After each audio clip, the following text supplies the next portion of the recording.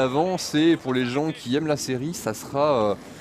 à mon avis, moi je me vois pas comme un fan de Gears of War, c'est une licence que j'aime bien, je les ai tous faits et j'aime beaucoup l'univers, j'aime beaucoup le gameplay, mais je me considère pas comme un vrai fan de Gears of War. Je pense que les gens qui, eux, sont fans à proprement parler, vont vraiment adorer, c'est à mon sens un des meilleurs épisodes de la série, Ouais. parce qu'on a... Attends, est-ce que je peux pas péter ça? Si, voilà. Ah, et voilà, t'es à découvert, mon copain, voilà, nickel. Voilà. C'est parce qu'on a un développement des personnages, alors ça reste assez sommaire, mais c'est plutôt efficace. Hop. Ah, j'ai loupé ce que je voulais faire, tant pis.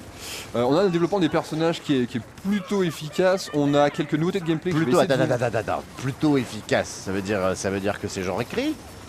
Bah, c'est moins cliché. Un jeu vidéo, c'est forcément écrit. Gears of War, ça a toujours été cliché et ça le reste. Hein, je joue pas sur les mots. Voilà, c'est cliché quand même en général. Ouh, j'ai réussi à lui balancer les tonneaux sur le ça c'était classe. Ouais, plutôt. Oui, c'est moins cliché qu'avant, j'ai envie de dire, parce que c'est ce que j'ai essayé c'est ce que je t'expliquais finalement tout à l'heure. Gears of War, jusqu'à présent, on avait des personnages très musclés, hyper costauds, Marcus, Cole, Bird, etc. Mais ça collait avec l'époque qu'ils vivaient, parce que les mecs, ça faisait genre 120 ans qu'ils étaient en guerre, d'abord les guerres entre humains et ensuite la guerre contre les locustes. Donc forcément, lorsque tu grandis, il faudrait pas qu'il m'attrape. Lorsque tu vis une telle époque, et ben tu deviens un espèce de gros mec dur qui a tout vu, qui connaît tout, etc. JD là, qui est donc le fils de Marcus, et ses potes, ils ont grandi et vécu en temps de paix, donc forcément les choses sont un petit peu différentes. Et lorsque tu les découvres, c'est des petits mecs qui vivent leur vie à peu près normalement. Là, je vais essayer de jouer avec le vent pour lui balancer une flèche. Hop, boum. Et lorsque l'horreur de la guerre, et là plus précisément de ce qui ressemble, vous l'aurez compris, vachement des locustes, leur tombe sur le coin du pif, ils sont un petit peu tout surpris. Et c'est assez amusant d'ailleurs au début du jeu de voir que finalement les mecs les plus expérimentés, les vétérans, c'est pas eux, c'est le joueur. Et ça donne un angle assez original au jeu. Alors bon, c'est pas, on est d'accord, c'est pas non plus oufissime, mais ça donne un angle un petit peu différent au jeu. Et moi j'ai trouvé ça plutôt cool dans le déroulement de certains pans du scénario. Ok, bon, très bien. On reviendra pas sur le design de son fils, qui a quand même une sacrée tête à claque. Mais je vais te montrer une nouveauté de gameplay qui en fait... tu essaies de nous montrer une nouveauté de gameplay. Il est parti. Il a senti que tu allais le faire. Voilà, tiens, allez, boum, salut.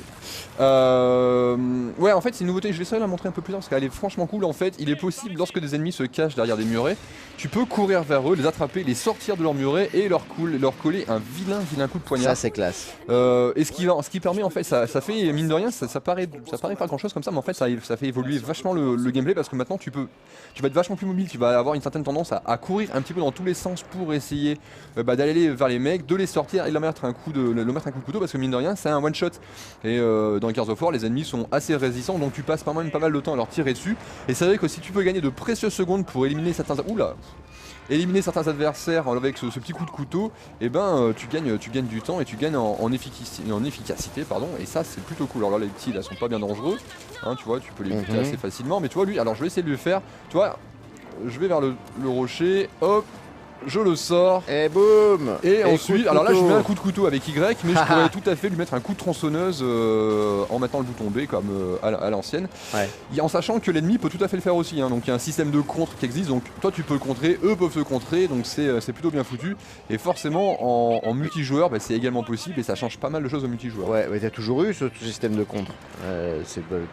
Tu faisais ton finish avec la tronçonneuse. Avec la tronçonneuse tu pouvais contrer, mais là tu peux également contrer sur les petites shops comme ça, et ça pour le coup c'est plutôt cool. Alors là tu vois, on a une tourelle qui est loin, on n'est pas dans une bonne position, sauf qu'en analysant là je vois que il y a alors des idées, il faut que le script se déclenche, voilà, hop, le script, le petit trigger se déclenche, c'est parti, et boum, on fait tomber cet ancien monstre de siège qui est bien connu des gens de Gears of, enfin qui est des fans de Gears of War. C'est une espèce de catapulte monstrueuse conçue par les locustes, et je vais jouer avec le vent parce que là tu vois, si je tire, hein, si je balance une pierre, boum, c'est tiré avec le vent. C'est tiré avec le vent, ça ne donc sert c'est à un rien. peu compliqué. Alors vous me demanderez, mais qu'est-ce que c'est que ces tempêtes en fait, pour l'expliquer de manière très concise. Alors je vais essayer de pas galérer comme tout à l'heure.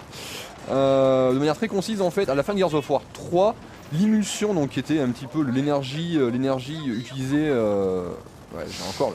En fait, je crois que ça vient de ma gâchette qui me lâche un peu là, c'est dommage. Ah bah oui, ça vient de la gâchette. Ouais, parce que je la maintiens enfoncée et elle se relâche. C'est un peu gênant. Allez, allez, vous êtes avec nous derrière le canapé. Voilà. Bravo, ouais, Pion. Donc, du coup, la tour tombe, ça écrase tout le monde. Et donc, du coup, voilà, j'étais en train d'expliquer, la disparition de l'émulsion a un petit peu déstabilisé la météo, j'ai envie de dire, de la planète Serra. Et donc, du coup, on a ces tempêtes qui vont survenir à plusieurs reprises dans l'émission scénario.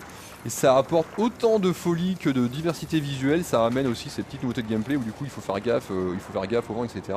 Tu vois, la petite nouveauté, est-ce que je peux le faire? Non, je peux pas, parce que là c'est trop cool. Bah voilà, salut. Salut. Il vient de se prendre un bateau. Ouais. C'est des choses qui arrivent lorsqu'il y a beaucoup de vent. Voilà, ça change un petit peu le gameplay et surtout à l'écran c'est hyper impressionnant. Là je sais pas ce que ça rendra une fois qu'il y aura l'encodage et avec les qualités de connexion de tout un chacun. Et ça donne des phases qui visuellement sont hyper impressionnantes, mais c'est ce qu'on attend d'un Gears of War. T'attends d'en prendre plein la gueule. Exactement. Et d'en foutre plein la gueule. C'est un jeu poétique. Ah tu vois là j'ai récupéré une arme qui moi me fait plaisir. Ah il y a un sniper là-bas. C'est le Buzzkill donc qui ouais, alors, la nouvelle arme qu'on voyait d'ailleurs à l'E3 dans cette même scène là. Et tu vois en fait les disques ont la capacité de rebondir. Donc c'est une arme lourde donc t'es pas hyper mobile lorsque tu l'as. Oh, tu vas pas m'emmerder toi, t'es tout petit là. Voilà, ouais voilà, qu'est-ce qu'il y a, qu'est-ce qui se passe. C'est dommage parce que cette arme est hyper puissante, c'est quand même plus intéressant de s'en servir sur des gros ennemis. Mais bon là je me fais attaquer par les petites merdouilles. Alors là-bas il y a du vent, normalement ça va être compliqué. Alors je vais me débarrasser du Buzzkill et je vais essayer de vous montrer l'autre nouveauté qui en fait, pareil toi je cours, je me planque, je l'ai loupé. Ouais. Mais grosso modo en fait tu peux courir vers un refuge, je vais essayer de le faire là. Là je pense que j'ai un meilleur coup à jouer, regarde toi tu vois les tuyaux là. Ouais. Et salut.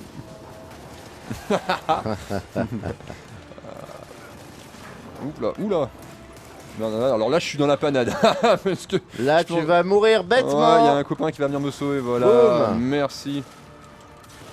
Tiens, il t'a échappé. Ça marche pas à chaque fois. Hein. Non en fait il était en train de se barrer, il était un petit peu loin et les hitbox sont plutôt précises, ce qui est pas une mauvaise chose. Et là tu vois. Hitbox, ouais.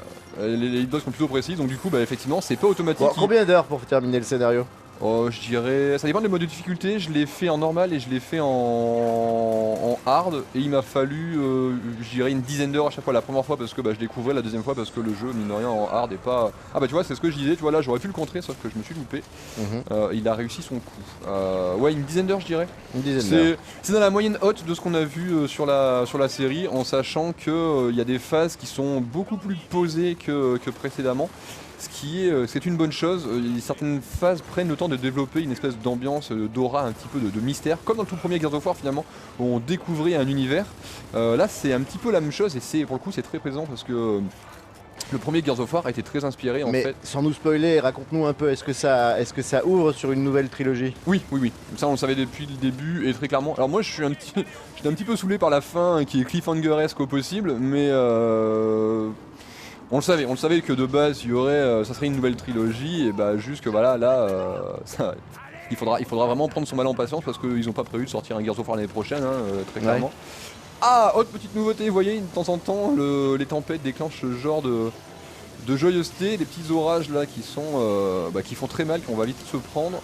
Ouais. Bon, après ça reste permissif, tu les vois arriver quand même. Ouais, sauf que de par moment ils peuvent changer de direction. Voilà, comme là, il allait tout droit, il est parti sur la gauche, ça peut changer de direction.